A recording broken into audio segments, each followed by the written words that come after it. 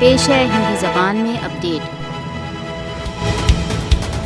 भारत को हिंदू राज्य में बदलने के लिए मोदी सरकार इतिहास को बदलने का प्रत्येक संभव प्रयत्न कर रही है।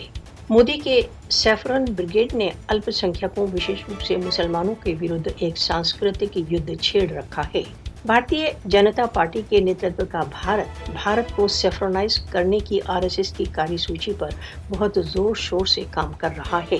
भारत के सेफ्रोनाइजेशन के एक भाग के रूप में बीजेपी सरकार मुस्लिम मूल के नाम वाले सभी नगरों तथा महत्वपूर्ण स्थलों को पुनः नाम देने की योजना बना रही है।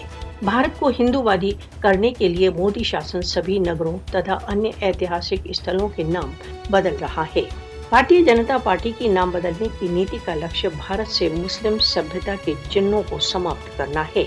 सेफ्रोनाइजेशन ने न्यायिक व्यवस्था तथा सशस्त्र बलों सहित भारत की सभी संस्थाओं पर प्रभाव डाले हैं। हिजाब तथा बाबरी मस्जिद के ध्वंस की घटनाएं प्रदर्शित करती हैं कि भारतीय न्यायिक व्यवस्था हिंदुत्व विचारधारा को प्राथमिकता दे रही है। हिंदुत्व विचारधारा भारत के केसरीकरण के पीछे मुख्य प्रेरक शक्ति है। भारत के सेफ्रोनाइजेशन का लक्ष्य हिंदुत्व तथा हिंदू जीवन विधि का प्रभुत्व स्थापित करना है। भारत के तथाकथित सबसे विशाल प्रजातंत्र में हिंदुओं के अतिरिक्त किसी के लिए कोई स्थान नहीं है। भारतीय अल्पसंख्यकों की आजादी, जीवन, सम्मान तथा धार्मिक स्वतंत्रता हिंदुत्ववादी अतिवादियों की दया माया पर है। भारत के केसरीकरण के न केवल भारत पर वरन संपूर्ण जगत पर विनाशकारी प्रभाव होंगे।